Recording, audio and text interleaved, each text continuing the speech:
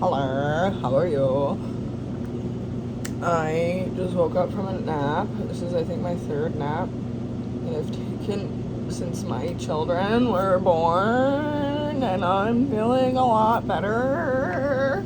I was just watching a video about fat acceptance, and I used to be really fat, and right now I'm like pretty fat for me, and yeah, I don't like accept that I am fat. I don't like it. I don't want other people to be like, you're not fat. I'm like, you know, like 20 pounds heavier than I usually am, and I don't like it. I'm trying to, you know, get toned and work on my guns and, you know, work on this area and all that. But, like, I think that's, like, the most pernicious thing that people can do. It's like when I was watching Cynical Dude, and most of the time I really like his stuff. He's toned his stuff down considerably, and he's just like kind of a little like, yeah, they're so mean for saying that, for commenting on the size that for commenting on the fact that you're the size of a small whale. People should say stuff like that to you when you are too big, because your family isn't gonna say it. Sometimes they will. If your family like really loves you and they've seen you just like ballooning in size, yeah, they're gonna say something. Especially if you've just been like overeating for years. Obviously they will, but most people's families are like, no, you're beautiful just the way you are. You don't need to change a thing. Because that's just like how families are.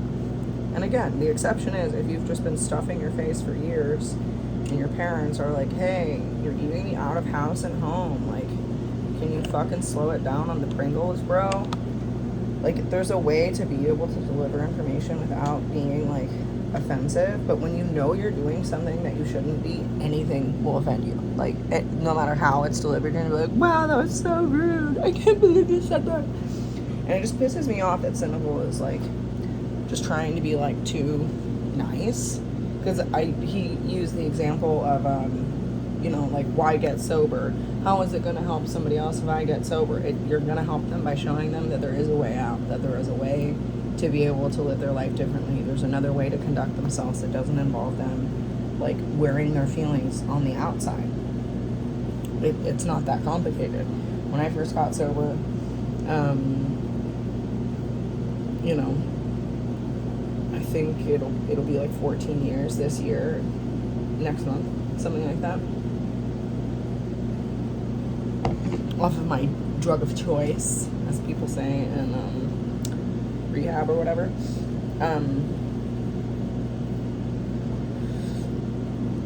But yeah, if I hadn't had somebody come along and be like, yo, what are you doing?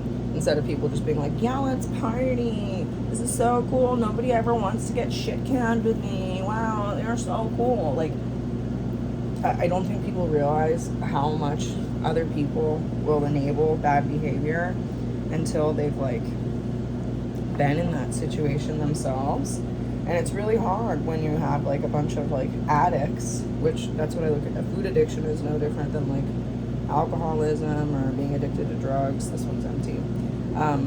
It's just, like, equally as dangerous. And it's very sad to me to see him have an opportunity to be able to save someone's life and, like, provide a very meaningful, significant change to someone that clearly needs it. Because when you're overeating, I've been overeating a lot this year because I'm stressed out, because I feel, you know, I've been feeling just exhausted. And when you're really tired and you aren't, like, in physical condition to handle the amount of work that you have, everything is harder. You know, like, it's not funny, it's not cute, it's kind of sad. And it takes somebody coming along and being like, okay, like, I care about you enough that I'm willing to hurt your feelings in the short term, as opposed to, like, watching you balloon up to a size that you, like, get winded going up and down a ladder. You know what I mean? Like, that's not cool, because that's what happens if you don't say something. And on the West Coast, if you put on a couple pounds, people will notice. Like, full stop. I remember when I first started losing weight, I was like, oh, I'm sure nobody's gonna notice, because I didn't like have a scale at home. I didn't really know how much I weighed. I didn't really like pay that much attention to it, but I just knew that like when my mom would take me shopping, that we kept getting bigger and bigger pants. I was just like, huh, am I growing? Is this puberty? I thought I was supposed to like get taller, not like get wider. And my mom was just being super nice about it. She wasn't really saying anything. She would try to be like, oh, I don't think you need any dessert. I think you're fine. And I would get so upset. I'd be like, oh my god, why are you saying that, Mom? That's not fair. I need ice cream. I want to have a brownie. Why he's having a brownie? Why can't I? Because that's like what you do when you have with just like immature logic. And since having kids, I've learned like that's like the hardest part of having kids, when they like say or want to do things that like aren't necessarily good for them. Of course I don't want to hurt my kids' feelings. Of course I want to give my child what they want. But if they are potentially hurting themselves with the choice that they're making, and me being the responsible adult, I don't say anything, I don't like parent them, you know, then like what other option is going to happen? They trust me to help them make decisions that are hard for them to make themselves. So, yeah, like that's like part of being a parent. It's hard. It is really hard. I think most people think that it's like easy, that it's just like, oh, just have fun with your kids and like play with them and have fun with them, and that's all they need. It's like they have fun with their friends. They don't need to have fun with me. I'm their mom. I'm supposed to lay down the law. I'm supposed to tell them when they're making a mistake and guide them to make a good mistake, because I am not going to spend every second of every day with them. Once they get past a certain age, they're going to be at school, they're going to be around their teachers, they're going to be around their friends and other people who are fully expecting that I am doing the hard work now so that they can make good decisions later. And it isn't that complicated. It's not like this big like, this shit smells so good. R&Co prep spray with a fucking dollar bill, y'all. It smells phenomenal.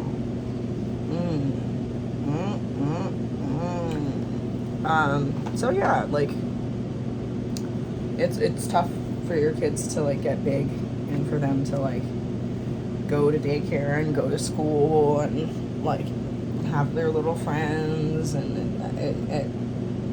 yeah, it's crazy to realize that they're getting bigger, for sure. But it is my job as a parent to make sure that they have the skills and the information to make good decisions. Are they going to make good decisions all the time? Probably not. But when they do make a mistake, I will be there to help them. And I see a lot of parents who just like baby their kids. The other day, I saw this dad out with his little girl, which props to the dad. But the little girl was like being kind of naughty and annoying and just kept asking over and over for a candy and for this and for that. And instead of him saying, shh, I'm talking, you need to leave me alone, like my parents would have done, like thousands of parents that I've seen over the years, when their kid is like tugging on them when they're trying to have a conversation with someone else, they don't just let the kid do it. They're like, can you give me a minute? And when they step outside and they're like, do you see what's going on? I'm having a conversation with another adult. This is not the time for you to be saying, I want a candy, I want an ice cream, will you take me to the zoo? Like,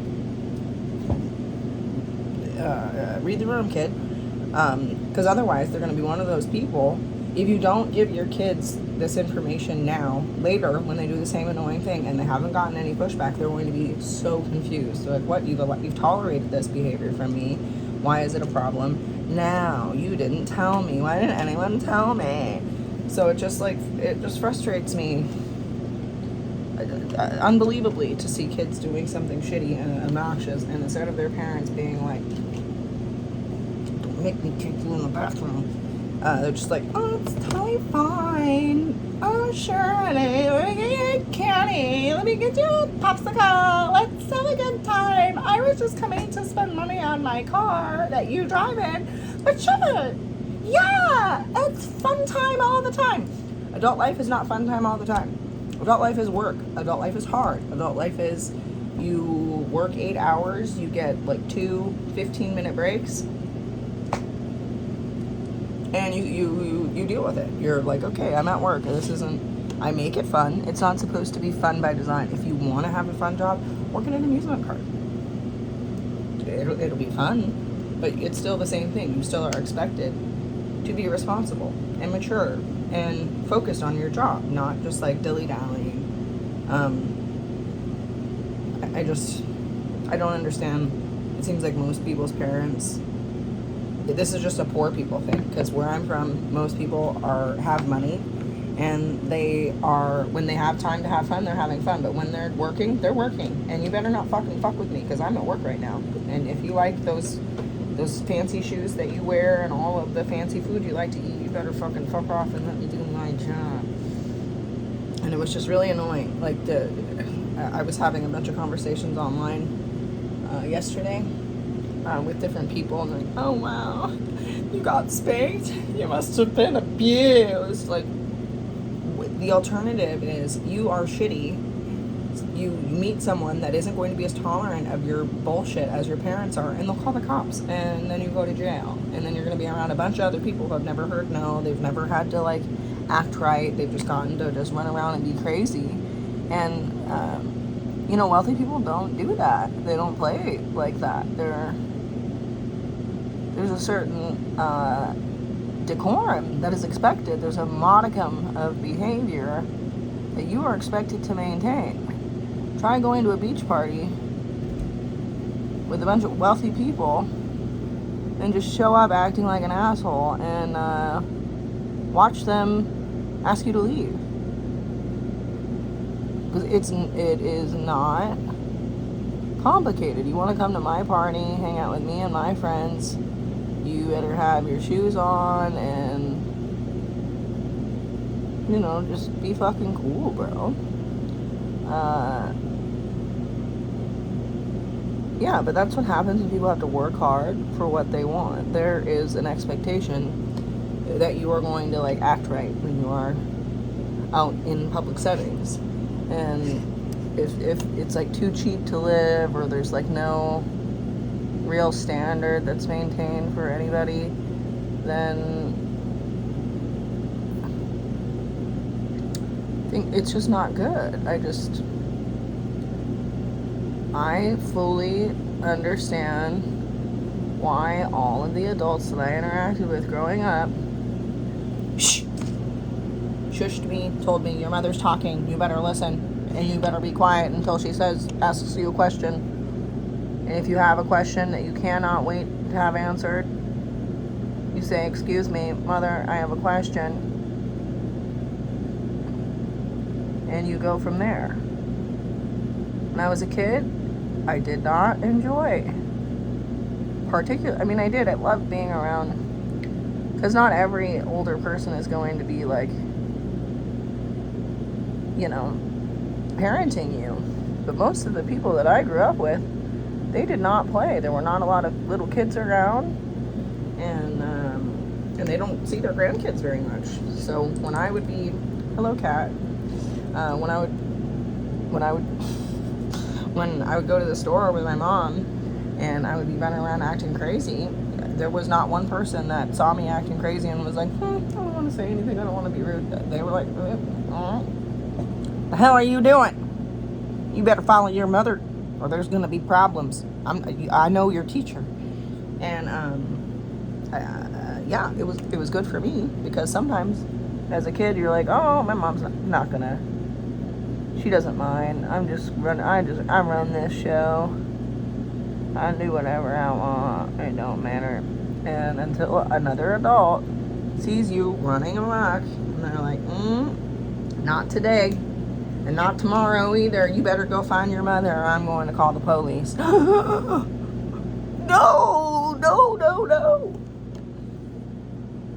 It's as simple as that.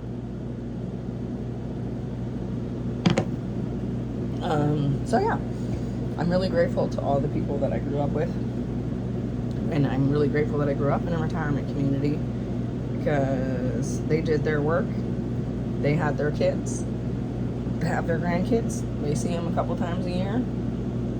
What the fuck are you doing running around disturbing my retirement? I'm here to pick up a few things and go to my yoga class. And if you want me to pull you aside and have a conversation with you for your mother, I will.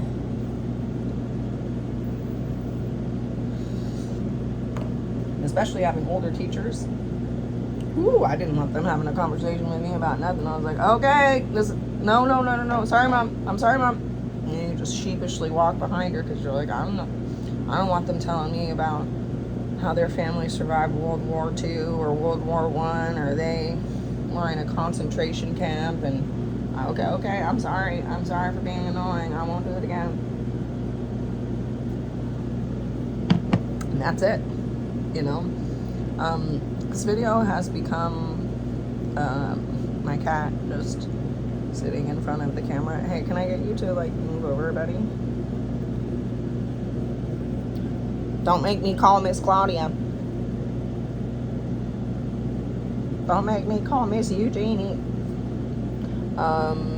Yeah, so I'm like halfway done with my makeup.